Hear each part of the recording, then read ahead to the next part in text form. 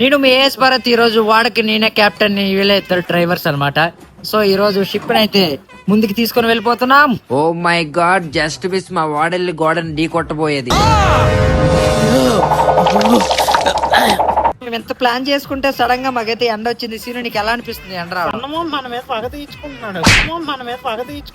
చందమామను చందమామ చేసేసావు కదా. ఓటింగ్ 300 కట్టి మన సన్నమామ ఆడుకుంటున్నాడు. Yes, so ఇక్కడ బాగా టైర్డ్ అయిపోయినా చాలా చెప్పు, ఏదో ఏదో ఒక్కటి చెప్పు.